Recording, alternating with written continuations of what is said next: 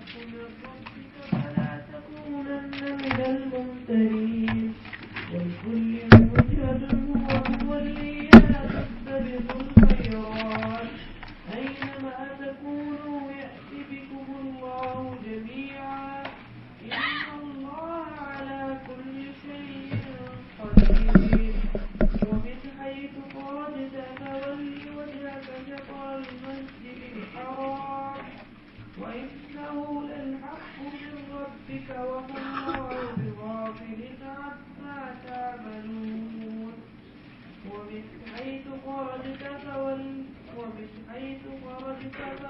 وجهك شطر المسجد الحرام وحيث ما كنتم فولوا وجوهكم شطره لئلا يكون للناس عليكم حجة إلا الذين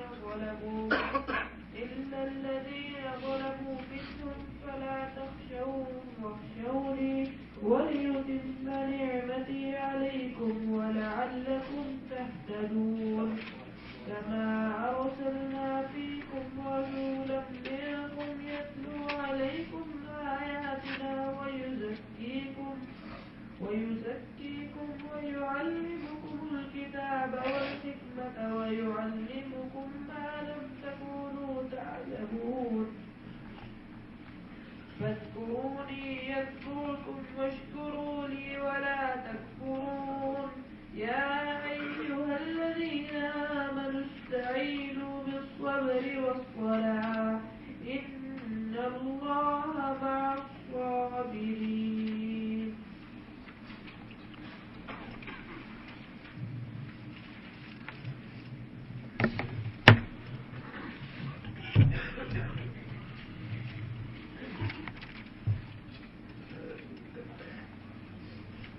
أعوذ بالله من الشيطان الرجيم بسم الله الرحمن الرحيم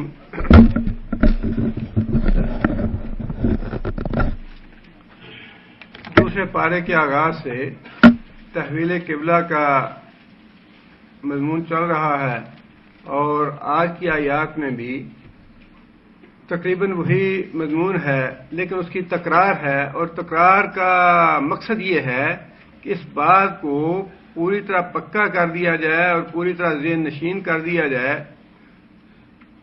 اہل کتاب کے ذہنوں میں بھی اور مشرکین مکہ کے ذہنوں میں بھی کہ یہ جو حکم آیا ہے یہ ابدی حکم ہے اور آئندہ اس میں کسی قسم کے رد و بدل کی یا ترمیم کی قطعاً کوئی گنجائش نہیں، لہذا ایک ہی مضمون کو ان آیات میں 3-4 مرتبہ دہرایا گیا ہے اور اس مضمون کے فوراً بعد تحویل امامت بھی ہو گیا، تحویل قبلہ بھی ہو گیا۔ اس کے بعد ضروری تھا کہ جس امت کو امامت کا منصب عطا کیا گیا ہے اس کو ہدایات دی جاتی ہیں، اور تحویل قبلہ کے بعد صرف 2 مہینے بعد جنگ بدر کا واقعہ پیش آیا، اور معلوم یہ ہوتا ہے کہ تحویل قبلہ کے احکام مکمل ہونے کے بعد جو آیات اللہ تعالیٰ نے ارشاد فرمائی ہیں، جس ترتیب سے وہ آیات رکھی گئی ہیں، اس کا مطلب یہ تھا کہ اب امت مسلمہ کو اس کی جو آنے والی ذمہ داریاں ہیں ان سے آگاہ کر دیا جائے اور انہیں بتلا دیا جائے کہ جو منصب تمہیں دیا گیا ہے یہ پھولوں کی سیج نہیں ہے بلکہ بڑا کٹھن اور بڑا مشکل کام ہے، اور اس میں تمہیں کس طرح کا طرز عمل اختیار کرنا ہے اور تمہارا آئندہ لاہ عمل جو ہے وہ کیسا ہوگا۔ پہلی بات تو یہاں یہ فرمائی گئی تحویل قبلہ کے حوالے سے الحق من رب کا، یہ واقعی برحق ہے، واقعی سچ ہے، من رب کا، تیرے رب کی طرف سے۔ اشارہ کس طرف ہے؟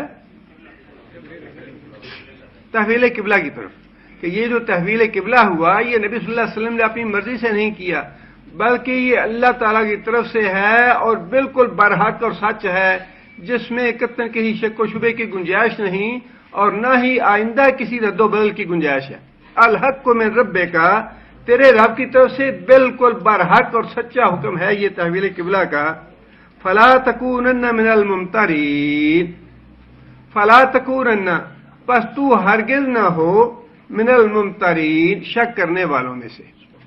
مخاطب تو نبی صلی اللہ علیہ وسلم ہیں، لیکن مخاطب اس وقت کے ساری اقوام یا سارے مذاہب تھے، مشرکین بھی، یہود بھی، نصارہ بھی، کہ جو قبلہ تحویل قبلہ ہوا یہ اللہ تعالیٰ کی طرف سے ہوا ہے، اور اس بارے میں کسی کو کسی قسم کا شک و شبہ کرنے کی گنجائش نہیں ہے کہ شاید یہ رسول اللہ صلی اللہ علیہ وسلم نے اپنی مرضی سے کیا ہو یا آئندہ کبھی یہ قبلہ تبدیل ہوگا، اب قیامت تک یہی قبلہ رہے گا سب کا۔ آگے اللہ فرماتے ہیں وَلِكُلِّ وِجْهَةٌ هُوَ مُوَلِّيهَا، وَلِكُلِّ اور واسطے ہر ایک کے، مراد یہ ہے ہر ایک امت، وَلِكُلِّ امت، ہر ایک امت کے لیے، ہر گروہ کے لیے، وجہتن ایک جہت ہے، جہت کا معنی سمت، طرف، ہر امت کے لیے ایک جہت مقرر کی ہے ہم نے، اور اسی لیے اب آئندہ کے لیے مسلم امت کے لیے ہم نے ایک جہت مقرر کر دی ہے۔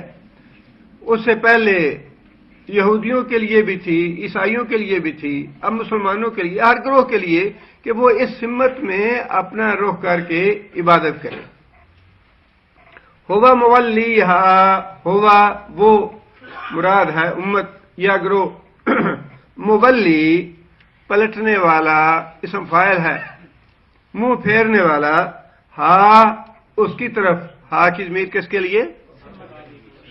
قبلے کے لیے، کہ ہر امت کے لیے، ہر گروہ کے لیے ہم نے ایک قبلہ مقرر کیا، اور اسی طرح مسلمانوں کے لیے بھی ایک قبلہ مقرر کر دیا جس کی طرف وہ اپنا منہ پھیریں گے، اپنا رخ کریں گے عبادت کے وقت۔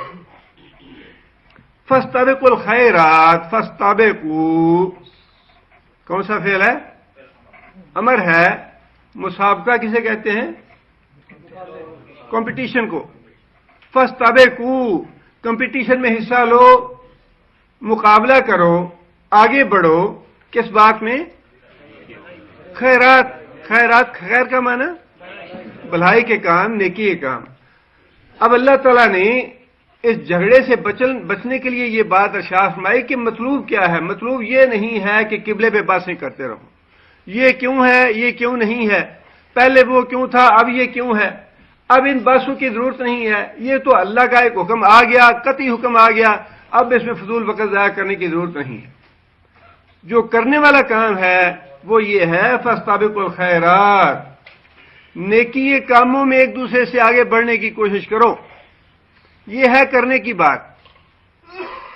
اس میں اللہ تعالیٰ نے مخاطب تو اس وقت کا جو لڑائی جھگڑا تھا یا فتنہ تھا اس سے بچنے کا طریقہ بتایا، ایک اصول اور ضابطہ بتایا، لیکن وہ آج ضابطہ ہمارے لیے بھی ویسا ہی ہے کہ جو باتیں وقت ضائع کرنے والی باتیں ہیں وہ مت کرو، جن باتوں میں کوئی فائدہ نہیں ہے ان باتوں میں نہ پڑھو، اپنا دامن بچا کے رکھو، اپنا قیمتی وقت جو ہے اگر صرف کرنا ہے فاستبقوا الخیرات، کوئی نیکیاں کا۔ یہاں پہ الحمدللہ بڑا اچھا ماحول ہے، آپ نے بعض جگہ پہ ہسپتال ہے، ایئرپورٹ ہے، یا جہاں کہیں بیٹھ کے آپ نے انتظار کرنا ہے وہاں سٹیکر لگے ہوتے ہیں، بھئی انتظار کے لمحات کو استغفار میں استعمال کریں، تسبیح و تقدیس میں استعمال کریں، ایک ایک لمحہ جو ہے وہ قیمتی ہے، اپنے وقت کو قیمتی بنائیں، اپنے وقت کو برباد نہ کریں، اپنے وقت کو ضائع نہ کریں، اور اس میں کوئی نہ کوئی نیکی کرنے کی کوشش کریں۔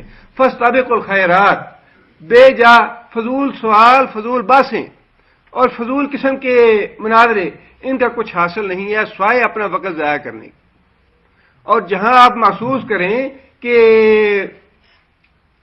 دوسرے فریق کا مقصد یا اس کا مطلب ہدایت حاصل کرنا یا بات سمجھنا نہیں ہے بلکہ محض کجباسی ہے، بات میں وقت ضائع کرنا ہے، اس کو ختم کر دیں، اس کی ضرورت نہیں ہے۔ یہ بالکل نالائقوں کا اور جاہلوں کا کام ہے، جس سے اللہ تعالیٰ یہاں فرمایا کہ یہ یہودیوں اور عیسائیوں والے جو مسئلے ہیں یہ ضد اور ہٹ درمی والے مسئلے ہیں۔ کتنی دفعہ انہوں نے کہا اچھا یہ سوال کا جواب دے دیں ہم ایمان لے آئیں گے، اچھا نہیں یہ سوال کا جواب دے دیں ہم ایمان لے آئیں گے، اور رسول اکرم صلی اللہ علیہ وسلم سارے سوالوں کا جواب دیتے رہے، آخر میں کیا بک دیا، اچھا یہ آپ کا تو جبرائیل آتا ہے وہ ہمارا دشمن ہے، ہم ایمان نہیں لا سکتے۔ جب انسان یہ دیکھ لے، اسی وجہ سے اللہ تعالیٰ نے روک دیا مسلمانوں کو ایسی باتوں سے کہ ایسی باتوں کا کوئی فائدہ نہیں ہے۔ جنہوں نے ایمان لانا ہے، جن کے دل میں سعادت ہے، جن کے دل میں قبولیت کی تڑپ ہے، وہ تو اللہ اور اللہ کے رسول کی بات سنتے ہی ایمان لے آئیں گے کہ اللہ نے یہ فرمایا ہے، رسول کا یہ حکم ہے۔ لیکن جو ایمان لانے والے نہیں ہیں، ضد پہ ہیں، ہر درمی میں اڑے ہوئے ہیں، ان کو سمجھانے کی یا ان کے پیچھے پڑنے کی کوئی ضرورت نہیں ہے۔ فاستبقوا الخیرات، اپنے وقت کو قیمتی بنائیں، اپنے وقت میں کوئی اچھا کام کریں، نیکی میں آگے بڑھنے کی کوشش کریں۔ انسان کے گناہ تو پتہ نہیں بے شمار ہیں، اتنے گناہ ہیں کہ انسان کو اس غلط فہمی میں پڑنا ہی نہیں چاہیے کہ ہماری نیکیاں بہت ہو گئیں۔ آگے اللہ فرماتے ہیں کہ اینما تکونوا یأت بکم اللہ جمیعا۔ اب یہ بات اللہ تعالیٰ نے اس لیے فرمائی کہ اب جو ضد پہ اڑے ہوئے ہیں، باسوں میں پڑے ہوئے ہیں، ان کی ضد کا اور ان کی ہٹ درمی کا تو کوئی علاج نہیں ہے۔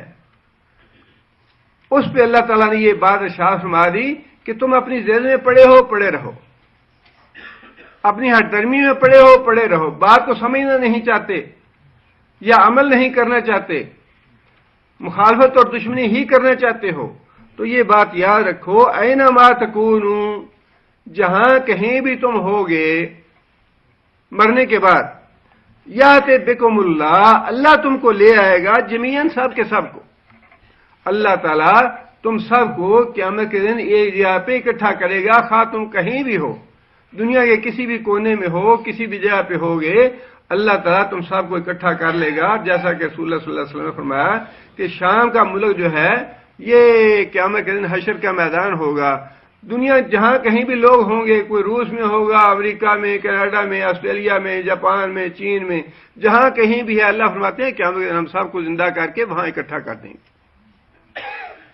اور صرف مطلوب جو ہے یا مقصود یہ وارننگ دینا نہیں کہ اکٹھا کریں گے، مطلوب یہ ہے کہ جو طرز عمل تم اختیار کر رہے ہو، جو ضد اور ہٹ درمی تم کر رہے ہو، کاجبازی کر رہے ہو رسول اللہ صلی اللہ علیہ وسلم کے ساتھ، ایمان نہیں لا رہے، اس کا ہم حساب لے لیں گے تم سے، چھوڑیں گے نہیں ہم تم کو۔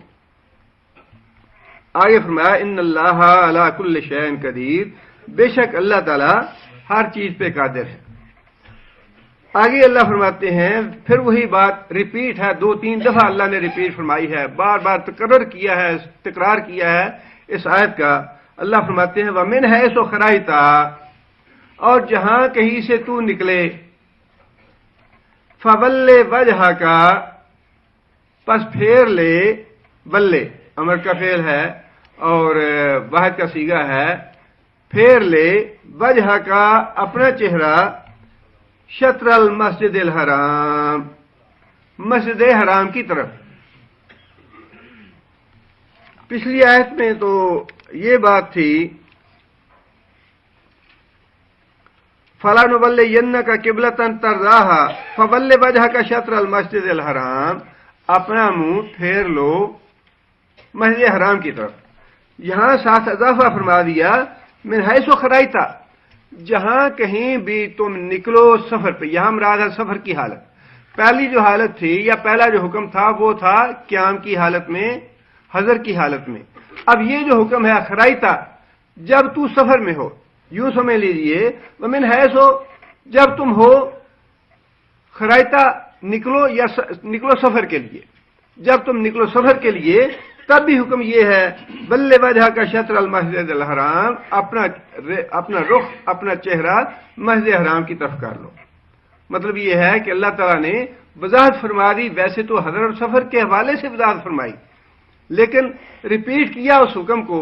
حکم پہلا بھی کافی تھا، حضر کے لیے بھی، سفر کے لیے بھی، لیکن یہاں اللہ تعالیٰ نے دوبارہ یہ بات ارشاد فرمائی تاکہ بات کو پکا ذہن میں پر کر دیا جائے، ذہن نشین اچھی طرح کر دیا جائے کہ یہ حکم اب ایسا ہے جس پہ تم جلتے ہو تو جلتے رہو۔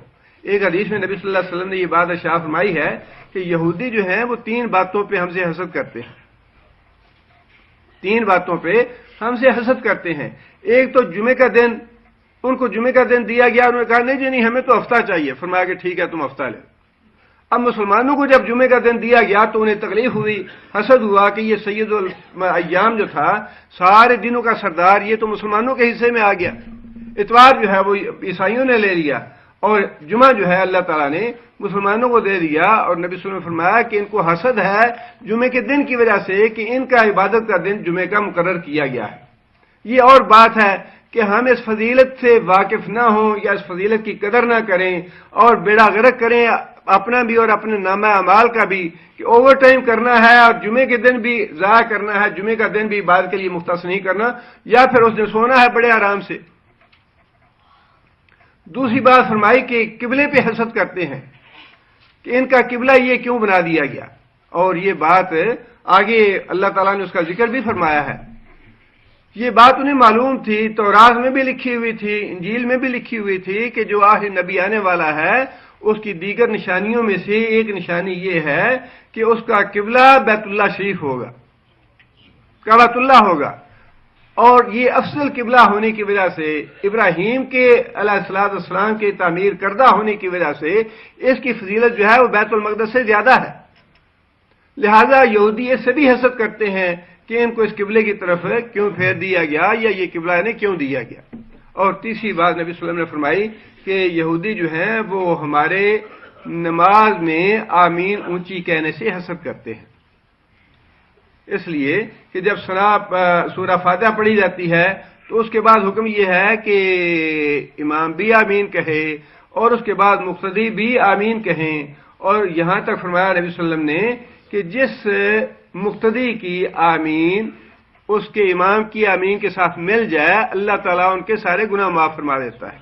بڑی فضیلت ہے اس کی، اور فرمایا کہ یہودی جو ہیں اس پہ بھی حسد کرتے ہیں مسلمانوں سے کہ اللہ تعالیٰ نے آمین کہنے پہ ان کے گناہ معاف کر دیے۔ اس لیے بار بار دہرائی گئی یہ بات کہ خواہ تم حضر میں ہو یا تم سفر میں ہو، تمہارا قبلہ وہی ہے، رخ تم نے ادھر ہی کرنا ہے اپنی نمازوں کے لیے۔ وَإِنَّهُ لَلْحَقُّ مِن رَبِّكَ، پھر وہی بات جو شروع میں کہی گئی تھی، وَإِنَّهُ، اور بے شک وہ، ہو کی ضمیر قبلے کی طرف، بے شک وہ قبلہ لَلْحَقُّ مِن رَبِّكَ، برحق ہے تیرے رب کی طرف سے، مقرر کر دیا گیا ہے تیرے رب کی طرف سے، اللہ کا فیصلہ آ گیا ہے اس کے بارے میں کہ وہی تمہارا قبلہ ہوگا۔ وَمَا اللَّهُ بِغَافِلٍ عَمَّا تَعْمَلُونَ، اور اللہ تعالیٰ غافل نہیں ہے جو تم عمل کرتے ہو۔ یعنی اب بھی بار بار تاکید کرنے کے بعد، بار بار وضاحت کرنے کے بعد، اب بھی تم اپنی ضد کی وجہ سے، ہر درمی کی وجہ سے اس قبلے کو مان نہیں رہے یا اس کے بارے میں باتیں کرتے ہو رسول اللہ صلی اللہ علیہ وسلم سے، تو جو کچھ بھی تم کر رہے ہو اللہ اسے غافل نہیں ہے۔ اللہ تعالیٰ ہر ایک آدمی کے اعمال سے واقف ہے اور اللہ اس کا حساب لے گا۔ آگے پھر وہی بات اللہ تعالیٰ نے دہرائی، وَمِنْ حَيْثُ خَرَجْتَ فَوَلِّ وَجْهَكَ شَطْرَ الْمَسْجِدِ الْحَرَامِ، وَمِنْ حَيْثُ، اور جہاں کہیں سے، خرجت تو نکلے سفر کے لیے، فَوَلِّ وَجْهَكَ، پھیر لے اپنا چہرہ، شطر المسجد الحرام، مسجد حرام کی طرف۔ اب یہ ان دونوں آیتوں میں سیغہ کون سا ہے؟ واحد کا، فَوَلِّ، اور مراد کون ہے؟ نبی صلی اللہ علیہ وسلم۔ اگلی آیت میں بات پھر وہی ہے، لیکن پھر پورے مسلمانوں کو مخاطب کیا اللہ نے، حالانکہ فرق اس سے کچھ نہیں پڑتا، جو حکم نبی صلی اللہ علیہ وسلم کے لیے ہے امت کے لیے بدرجہ اولا ہے وہ، لیکن بات وہی ہے کہ بات کو پکا کرنا ہے، یہ نشین کرنا ہے کہ یہ فیصلہ آ گیا اللہ کی طرف سے، اس فیصلے میں قطعاً کوئی رد و بدل کی گنجائش باقی نہیں ہے۔ فرمایا کہ وَحَيْثُ مَا كُنتُمْ، تم لوگ جہاں کہیں بھی ہو، مراد ہے مسلمان۔ اب اس میں پوری امت کو خطاب کیا گیا ہے کہ تم لوگ جہاں کہیں بھی ہو، فَوَلُّوا وُجُوهَكُمْ، پھیر لو اپنے چہرے، شطرہ، اس کی طرف، ہو کی ضمیر مسجد حرام کی طرف، قبلے کی طرف، جہاں کہیں بھی تم ہو، خواہ تم حضر میں ہو یا سفر میں ہو، اپنا رخ بیت اللہ شریف کی طرف کر لو۔ آگے پھر اللہ تعالیٰ نے وہی بات ارشاد فرمائی جس کا میں نے پہلے ذکر کیا ہے، لِأَلَّا يَكُونَ لِلنَّاسِ عَلَيْكُمْ حُجَّةٌ، لِأَلَّا، یہ لفظ اصل میں کیا تھا؟ لِأَن لا، لِأَن لا لأن تاکہ لا یکونا نہ ہو للناس سے واسطے لوگوں کے علیکم تمہارے خلاف. قوم کی ضمیر کس کے لیے ہے؟ مسلمانوں کے. بات سارے مسلمانوں سے ہو رہی تھی، نبی صلی اللہ علیہ وسلم سے بھی اور باقی مسلمانوں سے بھی. قوم میں نبی صلی اللہ علیہ وسلم بھی شامل ہیں، مسلمان بھی شامل ہیں، تاکہ لوگوں کے ہاتھ میں نہ آئے تمہارے خلاف حجتن کوئی دلیل. کیا مطلب ہے اس کا؟ دلیل کیا تھی یہودیوں کے پاس یا عیسائیوں کے پاس؟ اگر یہ قبلہ تبدیل نہ ہوتا، اگر یہ قبلہ تبدیل نہ ہوتا تو یہودیوں کے پاس کیا دلیل تھی نبی صلی اللہ علیہ وسلم پہ ایمان نہ لانے کی؟ جی میں نے ابھی 2 منٹ پہلے بات بتائی ہے آپ کو. جی ہاں، ان کی کتاب میں تورات میں یہ بات موجود تھی کہ مسلمان جو نبی آخری آئے گا اس کی امت کا قبلہ بیت اللہ ہوگا. اب اگر یہ قبلہ تبدیل نہ ہوتا تو کیا بات ہوتی؟ یہودیوں نے اعتراض کرنا تھا، عیسائیوں نے اعتراض کرنا تھا یہ نبی سچا نہیں ہے، اس لیے کہ ہماری کتاب میں یہ لکھا ہے کہ ان کا قبلہ جو ہے وہ بیت اللہ ہونا چاہیے، حالانکہ یہ بیت المقدس کی طرف حالانکہ بدبخت اندر سے خوش تھے کہ بیت المقدس ہی رہے قبلہ، اندر سے خوش تھے جب تک بیت المقدس قبلہ رہا، اور خواہش بھی یہ تھی اور اعتراض بھی یہ تھا کہ قبلہ تبدیل کیوں ہوا، بیت المقدس ہی قبلہ رہنا چاہیے. لیکن اللہ تعالیٰ تو اندر کی باتیں بھی جانتے ہیں نا، اللہ تعالیٰ کو تو خباستوں کا پتہ ہے، اس لیے اللہ تعالیٰ نے ان کا جو اندر کا خوب سے باطن تھا وہ ظاہر کر دیا کہ ہم تمہارے پاس کوئی دلیل ایسی چھوڑنی نہیں چاہتے جس وجہ سے تم بہانہ کر سکو کہ ہم اس نبی پہ ایمان نہیں لاتے یا یہ نبی سچا نہیں ہے. اس نبی کی سچائی کی علامت تمہاری کتاب میں لکھی ہے، اور وہ علامت یہ ہے کہ اس نبی کا قبلہ اور اس نبی کی امت کا قبلہ بیت اللہ ہوگا. لہذا اللہ تعالیٰ نے یہ بات ارشاد فرمائی کہ ہم نے یہ حکم تمہیں اس لیے دیا ہے اے مسلمانوں تم اپنا چہرہ بیت اللہ شریف کی طرف کرو، اور یہ اس لیے کرنے کا حکم دیا ہے لا یکون للناس. للناس سے مراد یہاں یہود و نصارہ ہے کہ یہود و نصارہ کے ہاتھ میں تمہارے خلاف کوئی دلیل نہ آنے دی جائے، کوئی بہانہ نہ آنے دیا جائے ایمان نہ لانے کا. اگر یہ قبلہ تبدیل نہ ہوتا تو ان بدبختوں کے پاس یہ بہانہ ہوتا کہ اس قبلے کا اس نبی کا قبلہ جو ہے ہماری کتابوں کے مطابق بیت اللہ شریف ہے، اور یہ بیت اللہ شریف قبلہ نہیں بنایا گیا لہذا یہ سچا نہیں ہے. یہ بات اللہ تعالیٰ نے اس آیت میں واضح فرما دی لَأَلَّا يَكُونَ لِلنَّاسِ تاکہ نہ ہو لوگوں کے ہاتھوں میں یا لوگوں کے پاس علیکم تمہارے خلاف ہے مسلمانوں حجتن کوئی بہانہ کوئی دلیل ایمان لانے کے راہ میں. الا الذین ظلموا منہم فرمایا الا الذین مگر وہ لوگ ظلموا جنہوں نے ظلم کیا منہم ان میں سے. فرمایا کہ جہاں تک دلائل کا تعلق ہے وہ ہم نے سارے پورے کر دیے ہیں، دلائل میں ہم نے کوئی کمی نہیں چھوڑی، ساری علامتیں جو تورات میں لکھی تھیں وہ الحمدللہ پوری ہو گئیں، لہذا بھی ایمان لانے کا کوئی بہانہ نہیں رہا. لیکن ان سارے دلائل کے پورا کرنے کے باوجود اگر کوئی آدمی بے ایمان رہتا ہے، ایمان نہیں لاتا نبی صلی اللہ علیہ وسلم پہ، وہ ظالم ہے. اب صرف وہی ایمان نہیں لائے گا، وہی باس کرے گا یا وہی ضد سے کام لے گا ظلموا جنہوں نے ظلم کیا اپنے آپ پہ منہم ان میں سے یہودیوں اور عیسائیوں میں سے. حجتیں ساری ہم نے پوری کر دیں، دلائل ہم نے سارے کے سارے مہیا کر دیے. اب سوائے ظالم آدمی کے اور ایسا کوئی نہیں جو دلائل کی بنیاد پہ ایمان لانا چاہتا ہو اور ایمان نہ لائے. اب آگے اللہ فرماتے ہیں فلا تخشوہم واخشونی. فلا تخشوہم اے مسلمانوں ان سے نہ ڈرو. اب یہ چونکہ فتنہ اچھا بلا اٹھ گیا اور بعض مسلمان مرتد بھی ہو گیا اس معاملے پہ، قبلے کی تحویل پہ، اور بڑا ہنگامہ برپا ہو گیا، ہر جگہ بات شروع ہو گئی، اور مسلمانوں کے دلوں میں یہ خدشہ تھا کہ یہ اب اتنا بڑا فتنہ پیدا ہو گیا ہے، یہ کیسے فروغ ہوگا، یہ کیسے ختم ہوگا؟ اس سے تو ممکن ہے لوگ جو ہیں وہ اپنے ہمارے دین سے دوسری طرف پلٹنا شروع ہو جائیں، لیکن اللہ تعالیٰ نے مسلمانوں کو اس بات پہ تسلی دی کہ یہ میرا حکم ہے، اس بارے میں تم ان کی سازشوں کا، ان کے مکر و فریب کا ڈر نہ کرو۔ یہودی اور عیسائی جو ہیں یہ مکر و فریب کرنے میں تو ماہر ہیں، کرتے چلے آ رہے ہیں اور کرتے چلے جائیں گے مسلمانوں کے خلاف، لیکن اللہ تعالیٰ نے فرمایا کہ فَلَا تَخْشَوْهُمْ، ان کے مکر و فریب سے، ان کی سازشوں سے نہ ڈرو، وَاخْشَوْنِی، اور اس کے مقابلے میں مجھ سے ڈرو، اس کے مقابلے میں مجھ سے ڈرو۔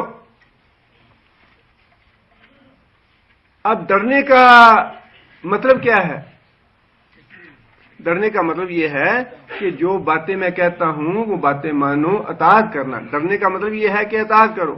جو آدمی کہتا ہے اچھا فلاں بچہ جو ہے اپنے باپ سے بڑا ڈرتا ہے، اس کا مطلب ہے اپنے باپ کی نافرمانی نہیں کر سکتا، وہ اپنے باپ کی فرما برداری کرتا ہے۔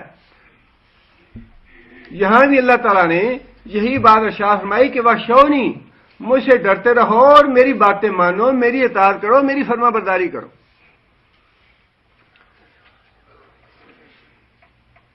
لوگوں کی اصلاح کے لیے جو سب سے بڑا اللہ تعالیٰ نے قانون ہمیں دیا ہے وہ یہی ہے کہ انسان اللہ تعالیٰ کی خشیت اور اللہ تعالیٰ کا ڈر اپنے دل میں پیدا کرے۔ اس لیے کہ باقی جتنے بھی ڈر ہیں دنیا کے وہ سارے کے سارے بعض اوقات مؤثر ہوتے ہیں، اس میں شک نہیں۔ باقی خوف جو ہیں، باقی ڈر بھی مؤثر ہوتے ہیں، لیکن وہ سارے کے سارے عارضی ہیں۔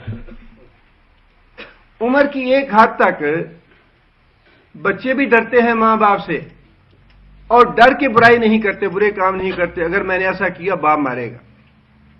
یہ ڈر جو ہے یہ مؤثر ہے، اثر ہوتا ہے، اس کا بھی فائدہ ہے، اس کا بھی، اور اس کا والدین کو فائدہ اٹھانا چاہیے کہ جس عمر تک بچہ جو ہے وہ ڈر سے کام کرتا ہے اس پہ والدین کا خوف رہنا چاہیے کہ میں نے اگر کوئی غلط کام کیا تو ماں باپ مجھ سے بات پرس کریں گے، مجھے مارے پیٹیں گے۔ لیکن جب اولاد بڑی ہو جاتی ہے، بالغ ہو جاتی ہے، اپنے سر پیر والی ہو جاتی ہے، تو پھر وہ خوف ختم ہو جاتا ہے، جس کا مطلب یہ ہے کہ یہ خوف جو ہے انسان کی ابدی اصلاح کا اصول نہیں ہے، ابدی اصلاح کا ذریعہ نہیں ہے۔ یہ تو اس وقت تک ہے جب تک ماں باپ سر پہ ہیں، یا جب تک بچہ جو ہے وہ نابالغ ہے اور ماں باپ کے سر پہ ہے، تب تک بچہ جو ہے وہ سمجھتا ہے ماں باپ کو۔ اسی طرح حکومت کا خوف جو ہے وہ بھی مؤثر ہے، لیکن وہ بھی اس وقت تک مؤثر ہے جب تک اس حکومت کے تابع ہیں آپ۔ یہاں پہ کتنے لوگ ہیں لڑائی، اچھا جی پاکستان جا لو پھر دیکھیں گے تو پتہ ہے وہاں نہ قتل کا کوئی قصاص ہے، نہ وہاں کسی نے چوری پہ، ڈاکے پہ، مار دینے پہ کسی پہ کوئی پوچھنے والا نہیں ہے، اور یہاں پتہ ہے یہاں پہ تو قانون نافذ ہے، یہاں تو ہاتھ نہیں لگا سکتے کسی کو۔ یہ ڈر جو ہے یہ بھی اس وقت تک ہے جب تک لوگ یہاں پہ ہیں، اور اگر کہیں ایسی جگہ پہ چلے جائیں جہاں قانون کی تنفیذ نہ ہو، قانون کا ڈر نہ ہو، تو وہ خوف بھی ختم ہو جاتا ہے۔ اور پھر ہمارے جیسے ملک جو ہیں اللہ تعالیٰ معاف کرے، جہاں جو بڑے منصبوں پہ بیٹھے ہیں وہ تو سارے ویسے ہی چوری اور ڈاکے میں مشہور ہیں اور بڑے ماہر ہیں چوری اور ڈاکے کرپشن کے، انہیں پتہ ہے کوئی پکڑنے والا نہیں ہے، کوئی پوچھنے والا نہیں ہے۔ جہاں پہ خوف نہیں ہے قانون کا وہ تو بات الگ ہے، لیکن جہاں پہ قانون کا خوف ہے بھی وہ بھی عارضی ہے اصلاح اس کی، اور جہاں پہ انسان دیکھتا ہے کہ یہاں چار دیواری کے اندر قانون نہیں ہے۔ اب دیکھیے کتنے ایسے مسائل آتے ہیں، باہر تو انسان قانون کی خلاف ورزی نہیں کرتا، پولیس والا کھڑا ہے اشارے پہ اور بھی انسان محتاط ہو جاتا ہے کہ پولیس والا کی پکڑ نہ لے، لیکن کتنی مثالیں ایسی ہیں گھر کی چار دیواری کے اندر لوگ اپنے ماں باپ کے ساتھ زیادتی اور ظلم کرتے ہیں، اپنی بیوی اور بچوں کے ساتھ ظلم اور زیادتی کرتے ہیں، چونکہ وہاں قانون دخل انداز نہیں ہے، قانون کی گرفت وہاں نہیں ہے، لہذا جو مجرم ہے وہ آزاد ہو گیا چار دیواری کے اندر جا کے، جس کا مطلب یہ ہے کہ یہ خوف جو ہے یہ بھی عارضی ہے، خواہ پولیس کا ہے، جب تک پولیس کا آدمی کھڑا ہے تو انسان کو ڈر ہے، جب چلا جائے گا پھر ختم ہو جائے گا۔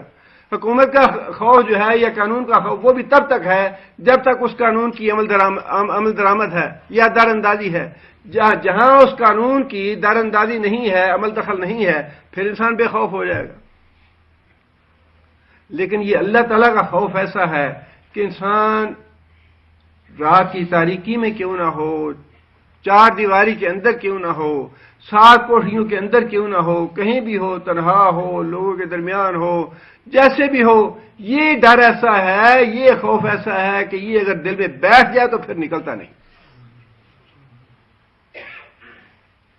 حضرت اکرمہ واپس آ رہے تھے بیوی فتح مکہ کے بعد، بھاگ گئے.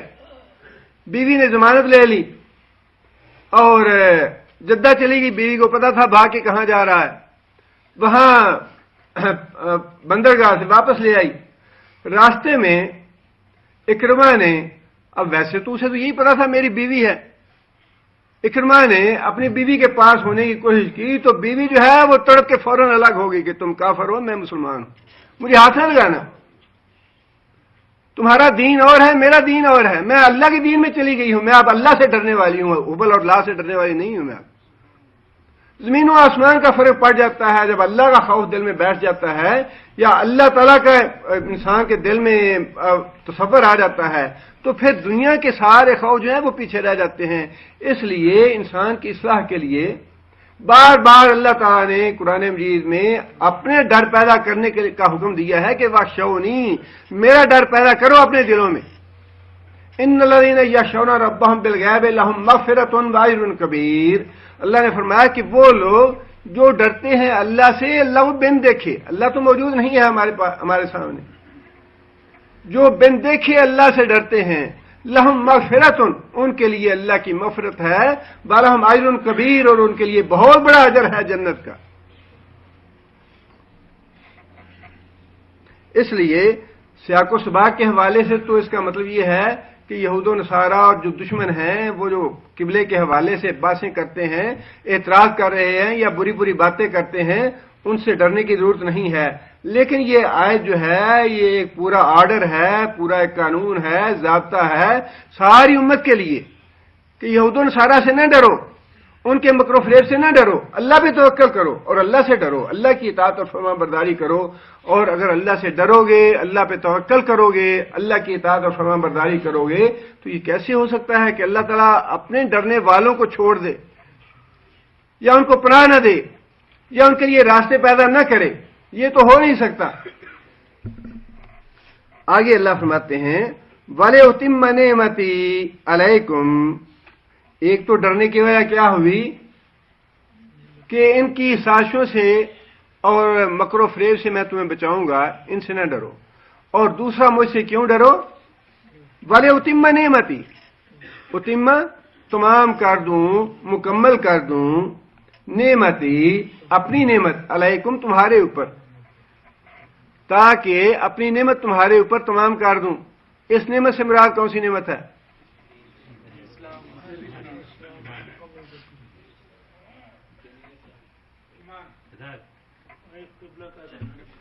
اس نعمت سے مراد تحویل قبلہ کی نعمت ہے. اس کو بھی اللہ تعالیٰ نے نعمت فرمایا ہے، اور صرف نعمتیں نہیں، ساری نعمتوں کی تکمیل. نبی صلی اللہ علیہ وسلم جو ہے وہ نعمت ہے، قرآن مجید نعمت ہے، امت وسط ہونا نعمت ہے. ان ساری نعمتوں کے بعد جو ان نعمتوں کی تکمیل جس بات سے کی گئی وہ ہے تحویل قبلہ کی نعمت. فرمایا کہ مجھ سے ڈرو تاکہ تمہارے ڈرنے کے نتیجے میں تمہیں ایک اور نعمت دے دوں، اور وہ نعمت ہے تحویل قبلہ کی. وَلِأُتِمَّ، ساری نعمتوں کی تکمیل کرنے والی نعمت، تمام کر دوں، مکمل کر دوں اپنی نعمتیں تمہارے اوپر. اور اگلی وجہ کیا ہے ڈرنے کی؟ وَلَعَلَّكُمْ تَهْتَدُونَ، اور اس لیے بھی مجھ سے ڈرو تاکہ تم سیدھے راستے پہ چلتے رہو. سیدھے راستے پہ چلانے کے لیے اللہ نے اصول اور ضابطہ یہی دیا ہے کہ مجھ سے ڈرتے رہو. بیوی اگر اللہ سے ڈرنے والی ہے شوہر ایک دن نہیں پورا ہفتہ بھر بھی گھر سے باہر رہے، نہ شوہر کو اس بات کا فکر ہوگا کہ میری بیوی پیچھے کیا کر رہی ہے، اور بیوی کے بارے میں بھی جو اللہ کے رسول نے فرمایا کہ غیب میں تم اپنے شوہر کی عزت کی حفاظت کرنے والی ہو، اس کے مال کی اور اس کی عزت کی محافظ ہو تم غیب میں، وہ غیب میں بھی شوہر کے مال اور عزت کی حفاظت کرے گی اگر وہ اللہ سے ڈرنے والی ہے۔ اس لیے اللہ نے فرمایا کہ مجھ سے ڈرو تاکہ سیدھے راستے پہ چلتے رہو، تاکہ تمہیں ہدایت ملے، تاکہ تم گمراہی کی طرف نہ جا سکو۔ سیدھا راستے پہ چلنے کے لیے بڑا اچھا اصول اور بڑا اچھا ضابطہ دیا اللہ نے کہ مجھ سے ڈرتے رہو۔ آگے پھر اللہ تعالیٰ نے یہ بات ارشاد فرمائی، کما ارسلنا فیکم رسولا منکم یتلو علیکم آیاتنا ویزکیکم ویعلمکم الکتاب والحکمت ویعلمکم ما لم تکونوا تعلمون۔ ایسی عجیب ترتیب ہے قرآن مجید کی، بندہ حیران رہ جاتا ہے، اتنی اس میں شیرینی ہے، اتنا لطف ہے، اتنا مزہ ہے۔ اللہ تعالیٰ کی کتاب کے علاوہ کسی دوسری کتاب میں ایسی ترتیب ہو نہیں سکتی۔ نعمتوں کا ذکر فرمایا کہ میں تمہاری نعمتوں کی تکمیل کر رہا ہوں تحویل قبلہ کے ساتھ، اور آگے ساتھ ہی یہ فرمایا کما ارسلنا فیکم، حالانکہ یہ آیت پہلے گزر چکی ہے، یہ آیت پہلے گزر چکی ہے تقریباً انہی الفاظ کے ساتھ، کما جس طرح، اشارہ کس طرف ہے؟ کس طرح؟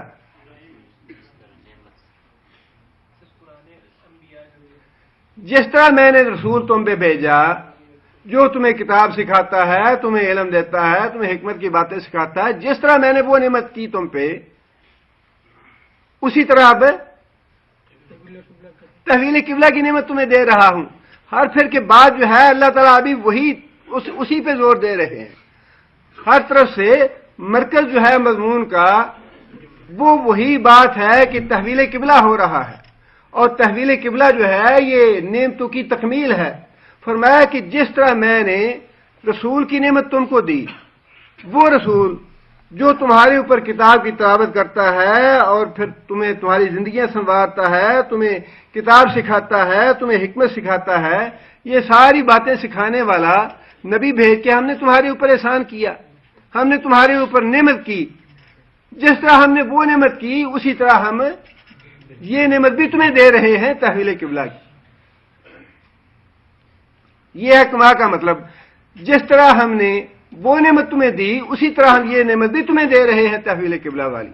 یہ بہت بڑی بات ہے جس کا ہمیں اتنا اندازہ ہوتا نہیں ہے، حالانکہ بہت بڑا، اس کو اتنی دفعہ شاید ہی کسی بات کو اللہ تعالیٰ نے دہرایا، بار بار ایک یا دو صفحوں میں کم از کم 4 دفعہ یہ باتیں اللہ نے ارشاد فرمائیں، اور جو باقی باتیں ہیں ان کا مرکز بھی وہی مضمون ہے۔ کما ارسلنا، جس طرح ہم نے بھیجا، فیکم تمہارے درمیان، رسولا ایک رسول، منکم تم میں سے، منکم تم میں سے، منکم سے کیا مراد؟ اب یہ باتیں جو ہیں بڑی بعض اوقات ہمارے اس بن جاتی ہیں باس کا موضوع۔ منکم کہہ کے اللہ تعالیٰ نے یہ بات واضح ارشاد فرمائی کہ تمہاری ہی نوع کا ہے نبی، نہ جنوں سے ہے، نہ فرشتوں سے ہے، نہ کسی اور سے ہے، تمہارا ہی بھائی بند ہے یہ۔ تمہارا بھتیجا بھی کسی کا بھتیجا لگتا ہوگا، کسی کا بھانجا لگتا ہوگا، کسی کا بھائی لگتا ہوگا، کسی کا چچا لگتا ہوگا، کسی کا ماموں لگتا ہوگا، کسی کا کچھ لگتا ہوگا، یہ منکم تم میں سے ہے۔ اب اتنی وضاحت کے باوجود بھی اس زمانے میں بھی لوگ جو ہیں وہ نبی صلی اللہ علیہ وسلم پہ یا انبیاء پہ اس وجہ سے ایمان نہ لائے کہ تم تو ہم جیسے بشر ہو، تم نبی کیسے ہو سکتے ہو؟ کھاتے ہو، پیتے ہو، چلتے ہو، پھرتے ہو، تم بشر ہو ہمارے جیسے۔ چونکہ نبی صلی اللہ علیہ وسلم ان کے درمیان موجود تھے، اس لیے ان کا اعتراض یہ تھا۔ اور آج کے لوگوں کا اعتراض کیا ہے؟ چونکہ انہوں نے دیکھا نہیں نبی صلی اللہ علیہ وسلم کو، نبی صلی اللہ علیہ وسلم سامنے نہیں ہے، لہذا یہ کہتے ہیں نہیں وہ بشر تھے نہیں، یہ تم غلط کہتے ہو، جو کہتا ہے بشر ہے وہ بڑا گستاخ ہے۔ یہ تو گستاخی ہے محمد صلی اللہ علیہ وسلم کی، وہ بشر تھے نہیں، ہم جس پہ ایمان لائے ہیں وہ تو نوری تھا، وہ تو نور تھا من نور اللہ، وہ بشر کیسے ہو سکتا ہے؟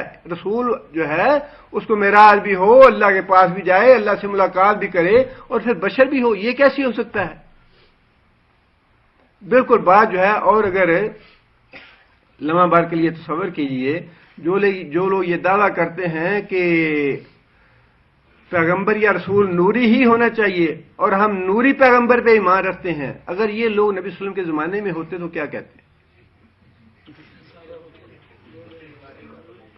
اگر یہی لوگ نبی صلی اللہ علیہ وسلم کے زمانے میں ہوتے تو یہی کہتے کہ تم تو ہم جیسے بشر ہو، ہم تو نوری ہو تو پھر ایمان لاتے ہیں، اگر نوری نہیں ہو تو پھر ایمان نہیں لاتے.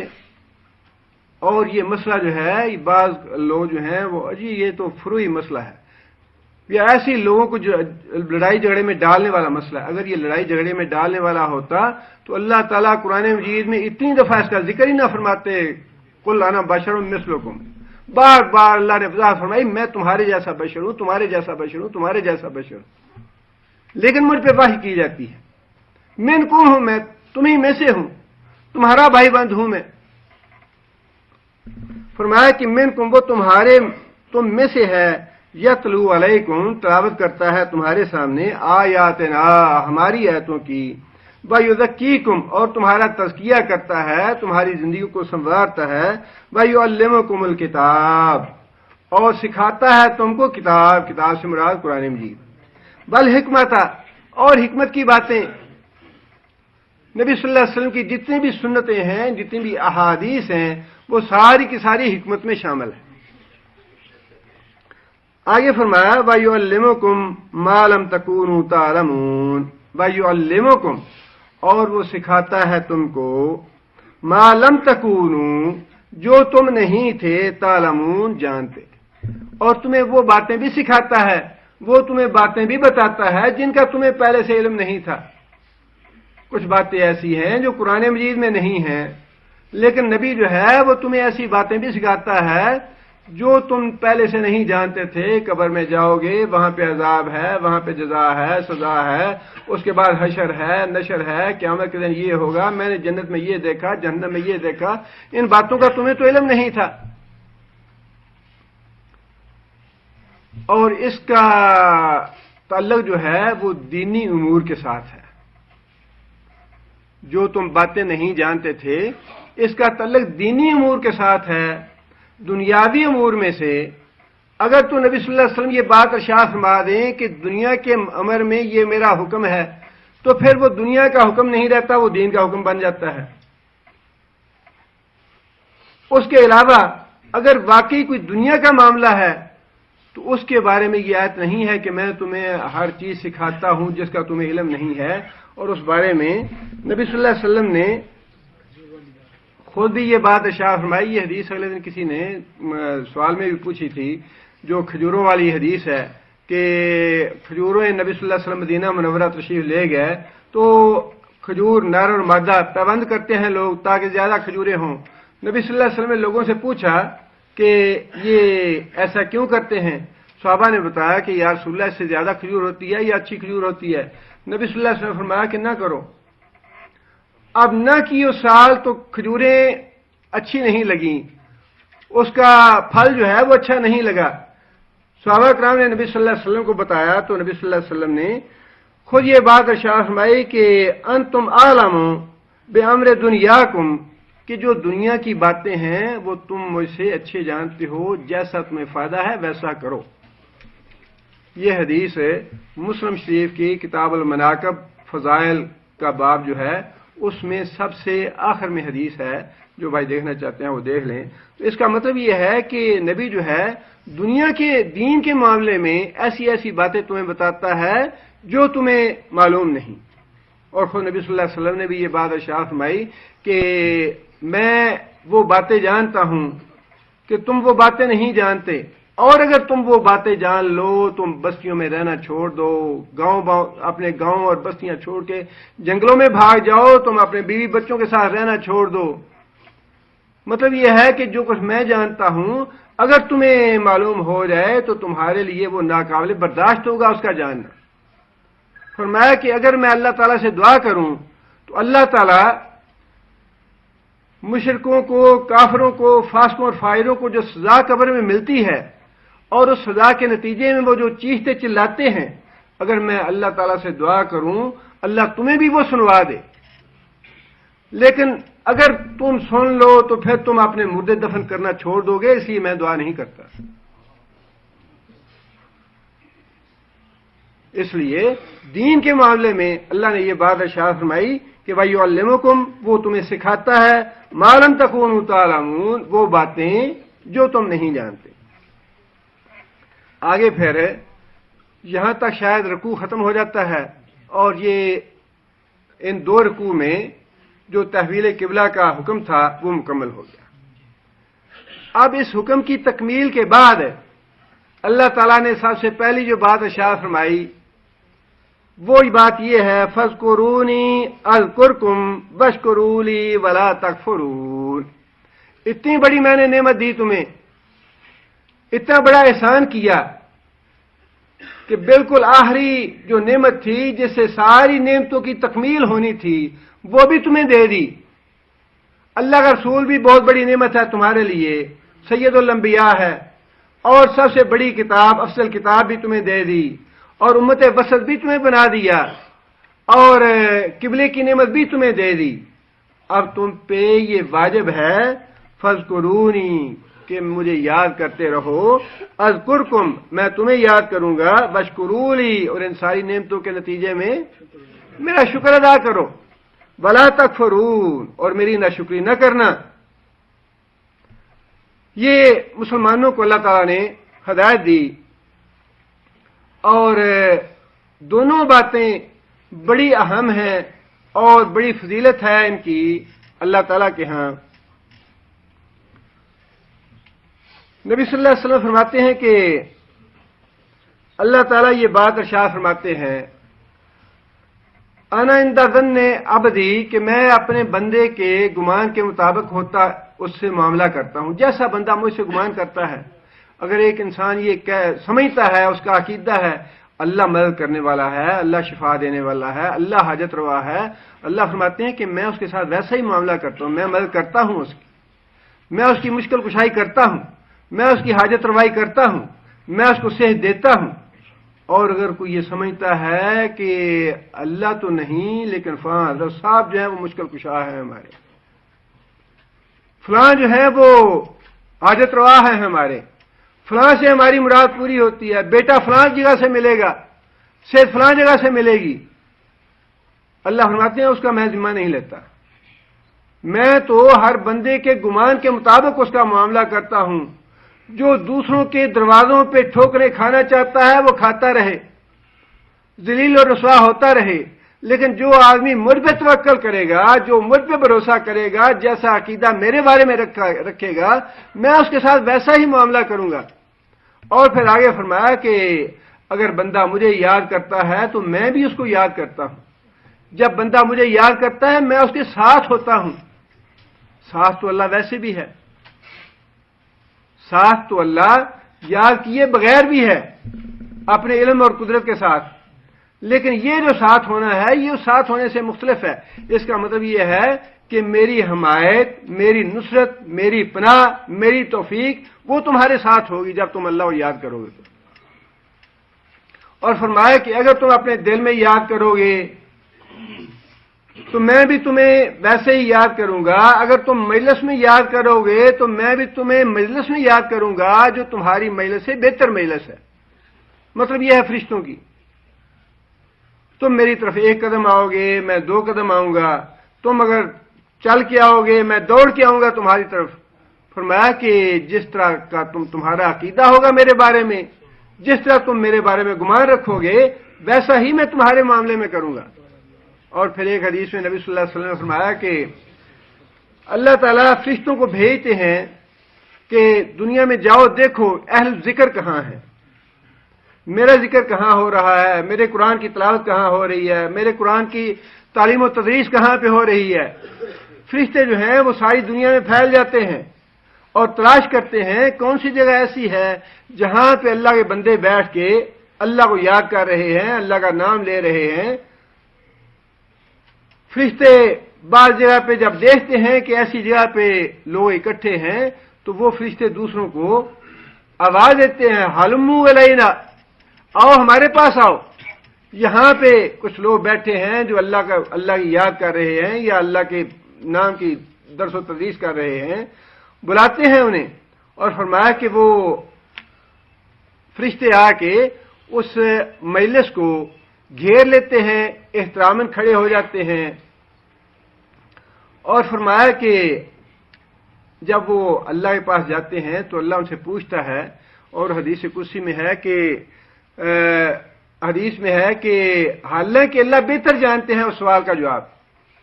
سوال یہ ہے کہ بندے کیا کہہ رہے تھے، بندے کیا کر رہے تھے؟ فرشتے کہتے ہیں کہ یا اللہ تیری حمد و ثنا کر رہے تھے۔ اللہ فرماتے ہیں کیا انہوں نے مجھے دیکھا ہے؟ یا اللہ دیکھا تو نہیں، حالانکہ اس کا جواب بھی اللہ جانتے ہیں۔ یا اللہ دیکھا تو نہیں۔ اللہ فرماتے ہیں کہ اگر مجھے وہ دیکھ لیں تو پھر کیا کریں؟ فرشتے جواب میں کہتے ہیں یا اللہ پھر تو اور بھی بہت زیادہ تیری حمد کریں، تیری تقدیس اور تیری ثنا کریں۔ اللہ فرماتے ہیں کہ اچھا وہ کیا طلب کر رہے تھے؟ یا اللہ وہ تیری جنت طلب کرتے ہیں۔